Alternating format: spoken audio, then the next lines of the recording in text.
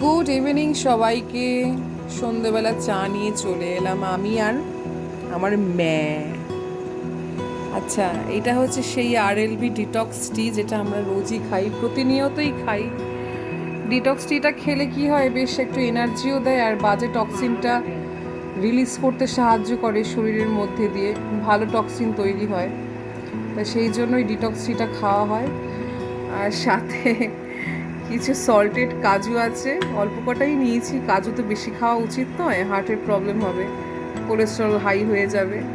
তো অল্প কটাই নিয়েছি, আমি আর মা একটু একটু করে খাবো। ভাল লাগে বেশ কাজুটা খেতে। মাও তাই চা খাচ্ছে আর সাথে বিস্কিট। আমি ভাঙা বিস্কুট খেতে খুব ভালোবাসি। হ্যাঁ, ওই যে ভাঙা বিস্কিট নিয়ে বসে আছে। এটা হচ্ছে ভাঙা বিস্কুটের কৌটো, সব রকম ভাঙা বিস্কুট এটার মধ্যে আছে। নোনতা বিস্কিট কি দেখবে বলো?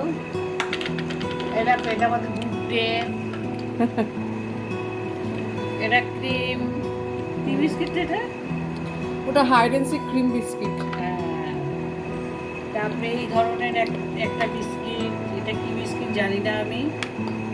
এটা জিরা বিস্কিট। জিরা বিস্কিট, এটা নোনতা বিস্কিট, এটা বিক্স ফার্মের। মিক্স ফার্মের নোনতা, আর কি কি সব আছে, বিচনিয়াও আছে।